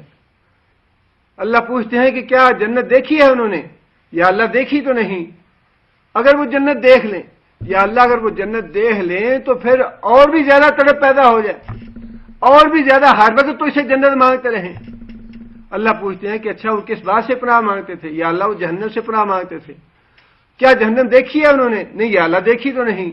اور اگر جہنم دیکھ لیں، یا اللہ اگر وہ جہنم کو دیکھ لیں تو پھر تو ہر وقت ہی پناہ مانگتے رہیں جہنم سے، ہر وقت ہی توبہ استغفار کرتے رہیں۔ اللہ فرماتے ہیں کہ اچھا یہ بالغیب سارا انہوں نے سارے کام کیے ہیں، بن دیکھے کام کیے ہیں، تم لوگ گواہ رہو کہ میں نے سب کو معاف کر دیا۔ اور حدیث میں یہ الفاظ بھی ہیں کہ ایک فرشتہ کہے گا یا اللہ ان میں ایک بندہ تو ایسا تھا جو اس نیت سے نہیں گیا تھا کہ میں جا کے وعظ سنوں گا یا قرآن سنوں گا یا درس سنوں گا، یا اللہ وہ بندہ تو اپنے کسی کام سے گیا تھا کسی آدمی کو ملنے کے لیے، اس کی کوئی غرض اور تھی، نیت یہ نہیں تھی۔ اور نبی صلی اللہ علیہ وسلم نے فرمایا کہ اللہ جواب میں ارشاد فرمائیں گے لا یشکا جلیسہم، کہ یہ لوگ اتنے خوش نصیب ہیں، اتنے سعادت مند ہیں، لا یشکا جلیسہم کہ جو آدمی ان کے ساتھ بیٹھ گیا وہ بھی نامراض نہیں ہوگا، میں نے اس کو بھی معاف کر دیا۔ اتنی فضیلت ہے اللہ کے ذکر کی، اس لیے اللہ تعالیٰ نے فرمایا کہ فاذکرونی، مجھے یاد کرو، اذکرکم، میں تمہیں یاد کروں گا، واشکروا لی، اور میرا شکر ادا کرو۔ شکر ادا کرنے میں مفسرین نے لکھا ہے کہ کم از کم 4 چیزیں جو ہیں وہ انسان کے شکر کی تکمیل کرتی ہیں۔ 4 باتوں پہ عمل کیا جائے تو پھر شکر مکمل ہوتا ہے۔ ایک تو یہ ہے کہ جو محسن ہے اس کے احسانات اور انعامات کا اعتراف کیا جائے، اس کے احسانات کا اور اس کے انعامات کا اعتراف کیا جائے کہ واقعی اللہ نے مجھ پہ بڑے احسان کیے ہیں، اللہ نے بڑی نعمتیں دی ہیں۔ انسان روتا دھوتا نہ رہے، حالانکہ دنیا میں کوئی ایسا انسان نہیں جس پہ اللہ تعالیٰ نے کروڑوں کے حساب سے، اربوں کے حساب سے نعمتیں نہ دے رکھی ہوں۔ ہر انسان کو اللہ نے نعمتیں دی ہیں۔ ان تعدوا نعمت اللہ لا تحصوها، اتنی نعمتیں دی ہیں اللہ نے، اتنی نعمتیں دی ہیں کہ انسان ان کا تصور نہیں کر سکتا، شمار کرنا چاہے شمار نہیں کر سکتا۔ حدیث میں واقعہ آتا ہے جو پہلے میں نے سنایا آپ کو کہ ایک آدمی نے جنگل میں جا کے بسیرا کر لیا کہ یا اللہ میں دنیا کے بکھیڑوں سے اور دنیا کے کام کاج سے اور دنیا کی مصروفیات سے فارغ ہو کے تیری بندگی کرنا چاہتا ہوں، تیری عبادت کرنا چاہتا ہوں۔ جنگل میں چلا جائے گا، جنگل کے پھل کھا کے اور چشموں کا پانی پی کے گزارا کرے گا۔ جب وہ مر جائے گا اللہ تعالیٰ کے حضور حاضر ہوگا سوال جواب کے لیے، حساب کتاب کے لیے۔ اللہ تعالیٰ ارشاد فرمائیں گے کہ میرے اس بندے کا حساب لو۔ وہ بندہ کہے گا یا اللہ میں نے تو ساری زندگی اپنی تیری عبادت میں گزار دی، اپنے آپ کو فارغ کر لیا، بال بچوں کے، گھر بار کے سارے جتنے بھی مصروفیات تھیں، جتنے بھی کام کاج تھے، بکھیڑے تھے، سب سے الگ تھلگ ہو گیا۔ یا اللہ ابھی میں حساب کتاب سے ہی جنت میں جاؤں گا. وہ بندہ بدبختی غالب آ جائے گی اس کی, اور اللہ پوچھیں گے کیا تو حساب کتاب سے جانا چاہتا ہے؟ اللہ ابتدا میں یہ فرمائیں گے کہ میرے اس بندے کو معاف کر کے بلا حساب کتاب جنت میں بھیج دو. جب وہ یہ بات کہے گا تو اللہ فرشتوں سے کہیں گے کہ اس کا حساب لو. اللہ تعالیٰ فرمائیں گے کہ جتنی بھی اس کی عبادت ہے وہ ساری کی ساری ایک پلڑے میں ڈال دو, اور اس کی ایک آنکھ جو ہے وہ دوسرے پلڑے میں ڈال دو. فرشتے اس کی ایک آنکھ پلڑے میں ڈالیں گے اور ساری زندگی کی عبادت اور ریاضت جو ہے دوسرے پلڑے میں ڈال دیں گے. ایک آنکھ جو ہے وہ بوجھل ہو جائے گی, اس کے اعمال ہلکے ہو جائیں گے. اللہ پوچھیں گے کہ تم نے یہ بات کہی کہ میں بلا حساب کتاب جنت میں جانا چاہتا ہوں, کیا جنگل میں پانی کس نے تمہیں دیا تھا؟ یا اللہ تو نے دیا تھا. جنت میں پھل کھانے کے لیے کس نے دیا تھا؟ یا اللہ تو نے دیا تھا. صحت تجھے کس نے دی تھی؟ یا اللہ تو نے دی تھی. یہ مہلت اور زندگی تمہیں کس نے دی تھی عبادت کرنے کے لیے؟ یا اللہ تو نے دی تھی. یہ ساری چیزیں جب اللہ نے دی ہیں تو اس کا مطلب یہ ہے کہ انسان نیکی کے لیے بھی اور عبادت کے لیے بھی اللہ کا محتاج ہے. اللہ مہلت دیتا ہے, توفیق دیتا ہے, صحت دیتا ہے, وسائل اور اسباب دیتا ہے, تو انسان عبادت کرتا ہے. یہ ہے پہلی بات کہ انسان اس بات کا اعتراف کرے کہ یا اللہ تیرے بڑے احسان ہیں ہمارے اوپر, تیری بڑی نعمتیں ہیں ہمارے اوپر. اور پھر فرمایا کہ دوسری بات یہ ہے کہ انسان اپنے محسن کے آگے عاجزی اور انکساری اختیار کرے, تکبر اور غرور اختیار نہ کرے, عاجزی اور انکساری اختیار کرے. اور پھر جس نے احسان کیا ہے اس کے ساتھ محبت بھی کرے. یہ شکر کے اجزاء ہیں, جب تک یہ سارے کے سارے اجزاء پورے نہ ہوں شکر مکمل نہیں ہوتا. انسان اس سے محبت بھی کرے اور پھر اس کی حمد و ثنا بھی کرے, ہر ایک کو بتائے کہ اللہ تعالیٰ نے مجھے یہ نعمت دی ہے. انسان جب دیکھے نا کسی نے نوکری دے دی, انسان بتا اچھا ہی فلاں نے مجھ پہ احسان کیا, فلاں نے مجھے بھیجا تھا, یا فلاں نے سفارش کی مجھے نوکری مل گئی. انسان کا احسان تو انسان ہر وقت یاد بھی کرتا ہے اور دوسروں کو بتاتا بھی ہے جی میرا موسم فلاں ہے. اللہ بھی یہ پسند کرتے ہیں کہ اللہ تعالیٰ کی حمد و ثنا ہر وقت کرتا رہے انسان. فذکرونی وہی بات ہے کہ میرا ذکر کرو, مجھے یاد کرتے رہو, میری حمد و ثنا کرتے رہو. اور یہ شکر کا حصہ ہے اللہ کو یاد کرنا, اللہ کی نعمتوں کا اعتراف کرنا, اللہ تعالیٰ کی حمد و ثنا کرنا, اللہ تعالیٰ سے محبت کرنا, اللہ تعالیٰ کے حضور عاجزی اختیار کرنا. یہ چار اجزاء ہیں شکر کرنے کے. جب تک یہ چار اجزاء پورے نہیں ہوتے شکر کا حق ادا نہیں ہوتا. اور پھر شکر جو ہے وہ دو طرح کا ہے, قولی بھی ہے, عملی بھی ہے. قولی شکر کیا ہے؟ قولی شکر یہ ہے کہ انسان اپنی زبان سے افضل شکر کا کلمہ ادا کرتا رہے. نبی صلی اللہ علیہ وسلم نے فرمایا کہ سب سے افضل شکر جو ہے وہ الحمدللہ ہے. الحمدللہ افضل شکر ہے اور اس کا اجر و ثواب اتنا زیادہ ہے. نبی صلی اللہ علیہ وسلم نے فرمایا کہ سبحان اللہ جو ہے ایک دفعہ کہنا میزان کے ایک پورے پلڑے کو بھر دیتا ہے, اور سبحان اللہ اور الحمدللہ کہنا زمین و آسمان کے درمیان جتنی جگہ ہے سب کو نیکیوں سے بھر دیتا ہے. اتنا اجر و ثواب ہے اس کا. اور پھر قولی شکر میں یہ بات بھی شامل ہے کہ جتنی دعائیں نبی صلی اللہ علیہ وسلم نے سکھائی ہیں, کھانے پینے کے بعد یہ دعا مانگو, لباس پہننے کے بعد یہ دعا مانگو, گھر میں جب داخل ہوتے وقت یہ دعا مانگو, گھر سے نکلتے وقت یہ دعا مانگو, اور اللہ تعالیٰ کوئی نعمت دے, کوئی پھل دے تو اس وقت یہ دعا مانگو, مسجد میں جاتے ہوئے آتے ہوئے, اور کام کرنے سے پہلے بسم اللہ پڑھو, ماشاء اللہ کہو, الحمدللہ کہو. یہ ساری چیزیں اپنی زبان سے کہنا یہ کون سا شکر ہے؟ یہ قولی شکر ہے. اور عملی شکر یہ ہے کہ انسان اپنے اعضاء اور جوارح سے اللہ کی نافرمانی نہ کرے. آنکھوں کا شکر یہ ہے کہ انسان اللہ کی حرام کی ہوئی چیزوں کو نہ دیکھے. کانوں کا شکر یہ ہے کہ اللہ کی حرام کی ہوئی چیزوں کو نہ سنے انسان. دل کا شکر یہ ہے کہ انسان اللہ کی حرام کی ہوئی چیزوں کی تمنا اور خواہش نہ کرے. پاؤں کا شکر یہ ہے کہ انسان گناہ کی طرف چل کے نہ جائے. ہاتھوں کا شکر یہ ہے کہ انسان اللہ کی حرام کی ہوئی چیز کو مس نہ کرے, ہاتھ نہ لگائے اس کو. یہ دونوں شکر مطلوب ہیں، قولی شکر بھی مطلوب ہے اور عملی شکر بھی مطلوب ہے، دونوں چیزیں مل کے یہ شکر مکمل کرتی ہیں۔ فرمایا کہ واشکروا لی، میرا شکر ادا کرو، ولا تکفرون، اور میری ناشکری نہ کرو۔ آگے فرمایا کہ یا ایھا الذین آمنوا استعینوا بالصبر والصلاۃ۔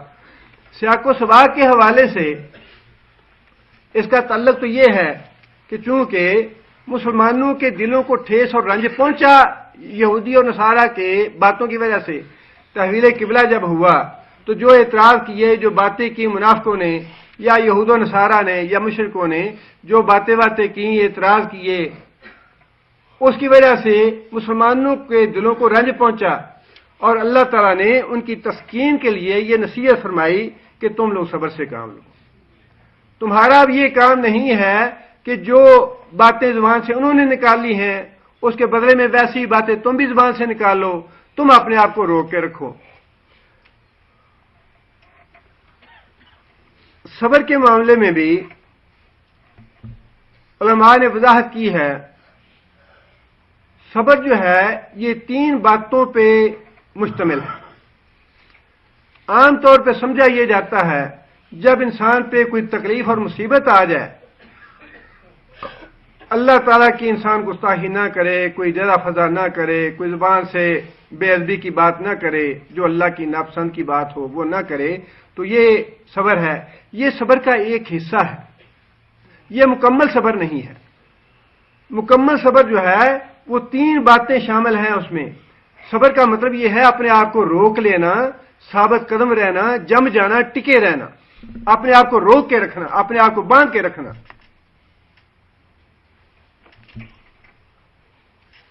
وَنَهَى النَّفْسَ عَنِ الْهَوَىٰ، اپنے آپ کو خواہشات سے روک کے رکھنا۔ ان میں 3 باتیں کون سی ہیں؟ ایک بات تو یہ ہے کہ جتنی بھی عبادات ہیں ان پہ انسان استقامت اختیار کرے، ڈٹا رہے، جمع رہے۔ ایسے نہیں ہے کہ آج ایک نماز شروع کی تو ایک چھوڑ دی، ایک پڑھ لی، ایک مہینہ بعد پڑھتے رہے، پھر چھوڑ دی، پھر کبھی پڑھی، پھر کبھی چھوڑ دی۔ بعض لوگ ہیں سنت سمجھ کے داڑھی رکھ لیتے ہیں، پھر کی 4 باتیں سنی تو پھر منا دی۔ ایسے نہیں ہے۔ فرمایا کہ عبادت جو ہے، اللہ اور اللہ کے رسول کی اطاعت جو ہے، اس پہ استقامت اور ثبات مطلوب ہے کہ جم کے کرو، ٹک کے کرو، خواہ کوئی باتیں ہوں، نقصان ہو جائے، تکلیف ہو، پریشانی ہو، باتیں ہوں، لان تان ہو، میرے تانے ہوں، جو کچھ بھی ہو، لیکن عبادت کے معاملے میں، اللہ کی اطاعت کے معاملے میں، اللہ کی فرما برداری کے معاملے میں انسان ثبات سے کام لے، ڈٹا رہے، صبر سے کام لے۔ یہ بات صبر میں شامل ہے۔ دوسری بات جو صبر میں شامل ہے وہ یہ ہے کہ اللہ تعالیٰ کی حرام کردہ چیزوں کے انسان قطعاً قریب نہ جائے، حلال پہ انسان جمع رہے، ڈٹا رہے، قناعت کرے، حرام کو ہاتھ نہ لگائے، یہ بھی صبر میں شامل ہے۔ اور تیسری بات وہ ہے جو تصور ہمارے ہاں پایا جاتا ہے کہ جب کوئی مصیبت آ جائے، جب کوئی آزمائش آ جائے، جب کوئی تکلیف آ جائے تو انسان اپنی زبان سے کوئی ایسی بات نہ نکالے جو اللہ تعالیٰ کو ناپسند ہو یا اللہ تعالیٰ کی بارگاہ میں گستاخی والی بات ہو۔ یہ صبر کا ایک حصہ ہے، لیکن یہ مکمل صبر یہ ہے کہ اللہ تعالیٰ کی عبادات پہ انسان جمع رہے اور ڈٹا رہے، اللہ تعالیٰ کی حرام کردہ چیزوں کے انسان قریب نہ جائے اور حلال پہ قناعت کرے، حلال پہ صبر کرے۔ اور تیسری بات یہ کہ مصیبت اور تکلیف یا دکھ پہنچے تو اس پہ صبر کرے انسان، اور اس کا بھی اللہ تعالیٰ نے بڑا اجر اور ثواب رکھا ہے۔ نبی صلی اللہ علیہ وسلم نے فرمایا کہ جب انسان کو اللہ کی طرف سے کوئی مصیبت اور تکلیف آتی ہے اور انسان اس پہ صبر کرتا ہے اور انا للہ و انا الیہ راجعون کہتا ہے تو اللہ تعالیٰ اس کو اجر و ثواب بھی دیتے ہیں اور اس کا نعم البدل بھی عطا فرماتے ہیں، اس کا نعم البدل بھی عطا فرماتے ہیں۔ حضرت ام سلمہ رضی اللہ تعالیٰ عنہ کہتی ہیں کہ ایک دن ابو سلمہ آئے اور آ کے انہوں نے مجھے یہ بات کہی کہ میں نے ایک بات سنی ہے نبی صلی اللہ علیہ وسلم سے جس کی مجھے بڑی خوشی ہوئی ہے۔ حضرت ام سلمہ نے پوچھا کون سی بات ہے؟ حضرت ابو سلمہ نے فرمایا کہ نبی صلی اللہ علیہ وسلم نے یہ بات ارشاد فرمائی ہے جس آدمی کو کوئی مصیبت یا رنج یا تکلیف پہنچے اور وہ اپنے دکھ پہ इन्ना लिल्लाहि व इन्ना इलैहि राजिऊन पढ़े और अल्लाहुम्मा अजुरनी फी मुसीबती और ये कलिमात कहे, तो अल्लाह ताला उसको उससे अच्छा बदल देते हैं, नेमत बदल अता फरमाते हैं और अजर व सवाब भी अता फरमाते हैं। हज़रत उम्मे सलमा कहती हैं कि मैंने ये कलिमात याद कर लिए, इन्ना लिल्लाहि व इन्ना इलैहि राजिऊन भी, और अगले जो कलिमात हैं अल्लाहुम्मा अजुरनी फी मुसीबती वो भी। और फिर उम्मे सलमा कहती हैं कि कुछ देर के बाद मेरे शौहर फौत हो गया। शौहर फौत हुए तो मुझे वो बात याद आ गई, चुनांचे मैंने वही कलिमात कहे, लेकिन मेरे दिल में ये ख्याल आया कि अबू सलमा से अच्छा शौहर कौन हो सकता है। बात तो ठीक है कि अल्लाह के रसूल ने फरमाई कि अल्लाह ताला नेमत बदल देगा, जो चीज अल्लाह ने वापस ले ली उससे अच्छी चीज अल्लाह अता फरमाएगा। मेरे दिल में ये बात तो थी कि बात तो अल्लाह के रसूल ने सच फरमाई, लेकिन मेरे दिल में ये ख्याल भी आता कि अबू सलमा से अच्छा कौन होगा। लेकिन हज़रत उम्मे सलमा कहती हैं कि जब मेरी इद्दत का ज़माना गुजर गया तो एक रोज़ नबी सल्लल्लाहु अलैहि वसल्लम तशरीफ लाए और मैं काम काज में मसरूफ़ थी। मैंने अपने हाथ वगैरह धोए और मैं आके नबी सल्लल्लाहु अलैहि वसल्लम के पास बैठ गई, तो नबी सल्लल्लाहु अलैहि वसल्लम ने बातें करनी शुरू की। नबी सल्लल्लाहु अलैहि वसल्लम ने मुझसे इजहार हमदर्दी किया और नबी सल्लल्लाहु अलैहि वसल्लम ने यह भी फरमाया कि मैं तो इससे निकाह करना चाहता हूँ। हज़रत उम्मे सलमा कहती हैं कि मैंने नबी सल्लल्लाहु अलैहि वसल्लम से माज़रत की।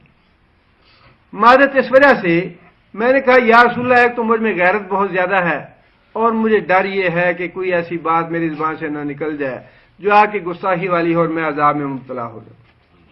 यानी आप देखिए, एक तरफ एजाज कितना बड़ा है और दूसरी तरफ सोच ये है कि अल्लाह के रसूल के हजूर कोई ऐसी बात या ऐसा कलमा ना ज़ुबान से निकल जाए जिससे मैं अल्लाह के अज़ाब में मुब्तला हो जाऊँ। दूसरी बात यह है कि या रसूलल्लाह, मैं उम्र रसीदा हूं, और तीसरी बात यह है कि मेरे बाल बच्चे भी हैं। नबी सल्लल्लाहु अलैहि वसल्लम ने फरमाया कि उम्मे सलमा, मैं अल्लाह से दुआ करूंगा या अल्लाह ताला तुम्हारी गैरत जो है वो खत्म कर देगा मेरे मामले में, इसलिए वो बात तुम दिल से निकाल दो। जहां तक उम्र की बात है तो अब मैं भी उम्र रसीदा हूं, अगर तुम उम्र रसीदा हो तो मैं भी उम्र रसीदा हूं। और तीसरी बात ये फरमाई कि तुम्हारे बच्चे हैं, जो तुम्हारे बच्चे हैं वो मेरे बच्चे हैं, इसलिए इन बातों का फिक्र ना करो। और हज़रत उम्मे सलमा कहती हैं कि मैंने हाँ कर दी और मेरा निकाह नबी सल्लल्लाहु अलैहि वसल्लम से हो गया। और फिर मैंने ये महसूस किया कि वाकई अल्लाह ताला, ईमान तो पहले भी था लेकिन जब ये निकाह हो गया तो ऐनुल यकीन हो गया कि वाकई अल्लाह के रसूल जो फरमाते हैं वो बिल्कुल सच, कि अल्लाह ताला ने बाकी मुझे अबू सलमा का बदल अता फरमा दिया। ये सब्र जो है बहुत बड़ी सिफ्त है मोमिन की, लेकिन है जरा ये मुश्किल। अगर इंसान तहैया कर ले, नीयत कर ले, इरादा कर ले, तो अल्लाह ताला ने वैसे उसका तरीका भी ये बताया है। अल्लाह फरमाते हैं कि वस्ताई या अय्युहल्लज़ीना आमनू, ऐ लोगो जो ईमान लाए हो, इस्ताईनु, अल्लाह की मदद तलब करो।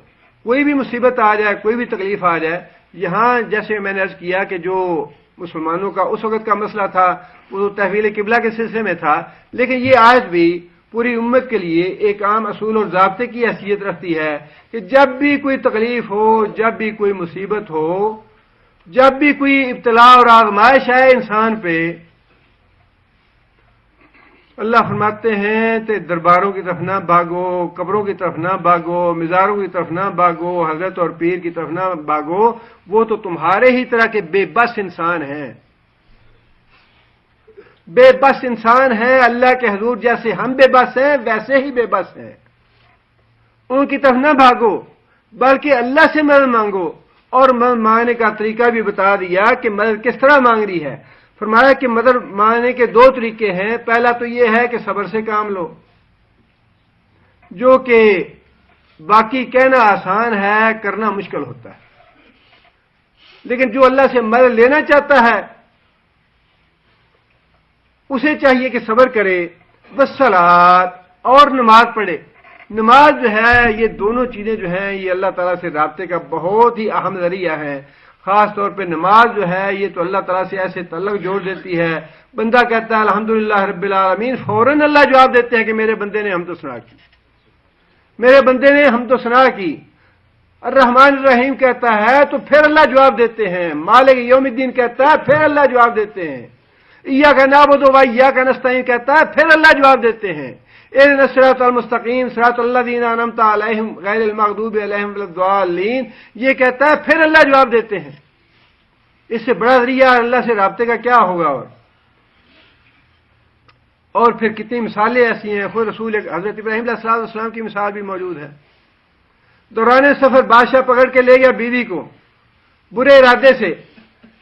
बुखारी शरीफ की हदीस है, नबी सल्लल्लाहु अलैहि वसल्लम ने फरमाया कि जब लेके पकड़ के ले गए पुलिस वाले हजरत सारा को, तो हजरत इब्राहीम अलैहिस्सलाम ने वुदू किया और नमाज के लिए अल्लाह के हुजूर खड़े हो गए और दुआ की उस नमाज में कि या अल्लाह मेरी इज्जत महफूज रख। और फिर अल्लाह ताला ने वो दुआ उसी वक्त अल्लाह ने कबूल फरमा ली। उस आदमी ने हाथ लगाने की कोशिश की तो फालिज हो गया। फिर उसने हजरत सारा से दरखास्त की कि अल्लाह से दुआ करो कि मुझे अल्लाह शिफा दे।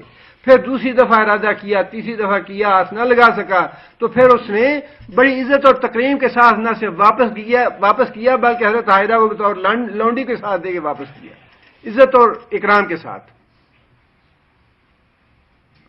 और नबी सल्लल्लाहु अलैहि वसल्लम के बारे में भी आता है कि जब भी कोई मामूली सी हवा तेज चलती तो नबी सल्लल्लाहु अलैहि वसल्लम में पहुंच जाते, अल्लाह से डरते। बादल आसमान पे आता, नबी सल्लल्लाहु अलैहि वसल्लम बस में तशरीफ ले जाते। खसूफ और कसूफ तो बड़ी नबी सल्लल्लाहु अलैहि वसल्लम बार बार फरमाया कि अल्लाह की निशानियों में से निशानी है। और ये चीजें जब आती हैं, बिजली की कड़क है, आंधी है, तूफान है और खसूफ है, कसूफ है, ये अल्लाह ताला की नाराजगी की इलामतें हैं।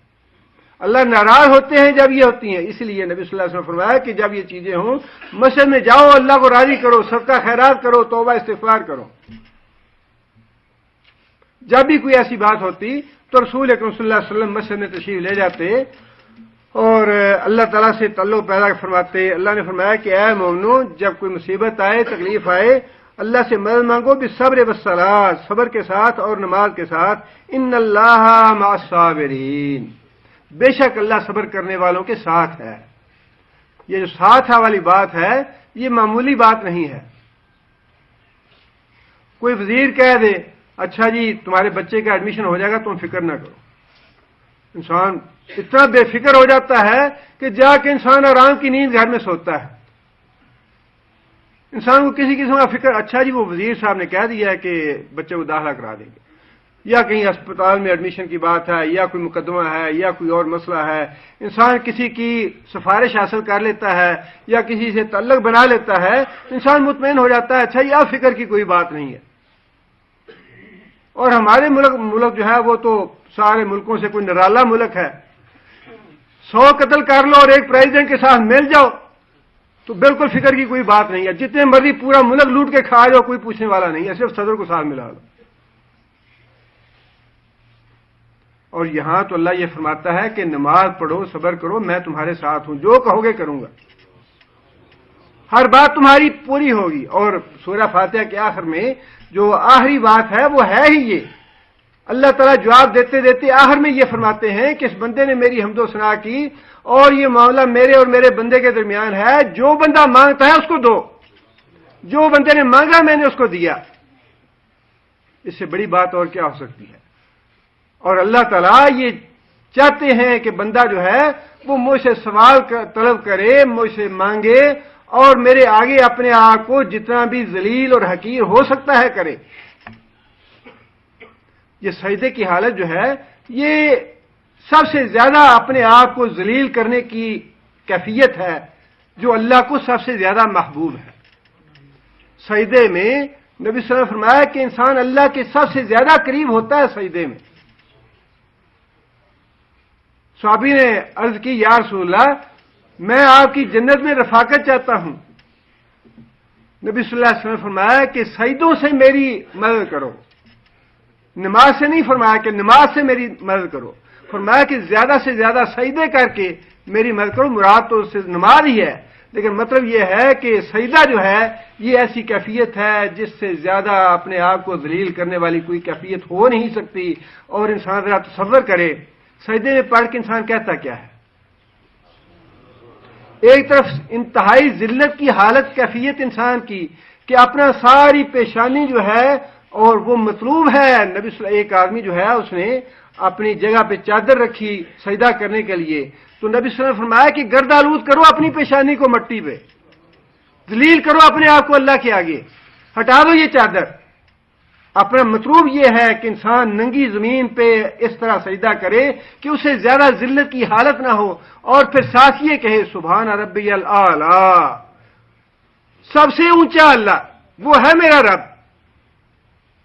ایک طرف اپنی جو کیفیت ہے نمازی کی وہ انتہائی ذلت کی کیفیت، حکم ہے کہ سجدے میں جاؤ، اپنی پیشانی جو ہے رگڑو زمین پہ، اپنا ناک زمین پہ رگڑو، اور دوسری طرف کہو زبان سے کہ اللہ کی ذات بڑی اونچی ہے، میں ذلیل ہوں اللہ کے آگے، اللہ کی ذات اونچی ہے، سبحان ربی الاعلی۔ یہ تصور رکھتے ہوئے کبھی آپ سجدہ کریں تو پھر دیکھیں بات وہی ہوگی، ایک سجدہ جسے تو گراں سمجھتا ہے 1000 سجدوں سے دیتا ہے آدمی کو نجات، وہ ایک سجدہ اگر انسان تہجد کے وقت اٹھ کے دے اور انسان اپنے تصور میں یہ بات لائے کہ میں اپنے آپ کو اللہ کے آگے ذلیل کر رہا ہوں، اس اللہ کے آگے جو اعلیٰ ہے، جو عرش معلیٰ پہ ہے، مستوی علی العرش ہے، اس کو میں پکار رہا ہوں، وہ ہے میرا رب، وہ اس کے آگے میں گرا ہوا ہوں۔ پھر دیکھیے کہ ایسی نماز میں دعائیں قبول ہوتی ہیں یا نہیں ہوتی۔ یہ کیسے ممکن ہے کہ انسان ایسی نماز پڑھے جیسی اللہ چاہتے ہیں، جیسے اللہ خوش ہوتے ہیں، اور پھر اللہ نہ دے؟ اللہ تو سورہ فاتحہ کے آخر میں کہہ دیتے ہیں کہ جو بندہ مانگتا ہے اس بندے کی بات پوری ہو گئی، اس بندے کو دے دو۔ یہ اس لیے فرمایا کہ یا ایھا الذین آمنوا استعینوا بالصبر والصلاۃ ان اللہ مع الصابرین، کہ اے لوگو جو ایمان لائے ہو مدد مانگو اللہ سے صبر کے ساتھ اور نماز کے ساتھ، بے شک اللہ تعالیٰ صبر کرنے والوں کے ساتھ ہے۔ سبحان ربک رب العزۃ عما یصفون وسلام علی المرسلین۔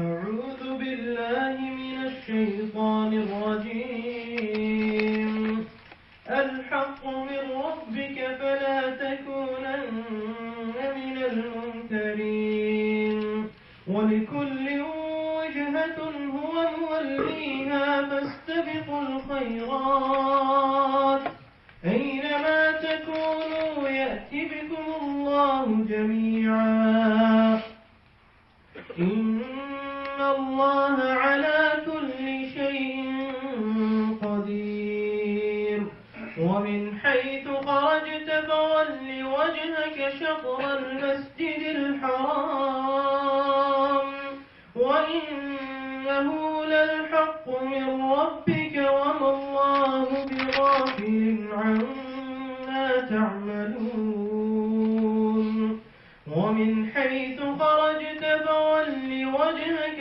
شطر المسجد الحرام وحيث ما كنتم فولوا وجوهكم شطره لئلا يكون للناس عليكم حجة إلا الذين ظلموا منهم فلا تخشوهم واخشوني وليتم نعمتي عليكم ولعلكم تهتدون كما أرسلنا فيكم رسولا منكم يتلو عليكم آياتنا ويزكيكم ويعلمكم الكتاب والحكمة ويعلمكم ما لم تكونوا تعلمون فاذكروني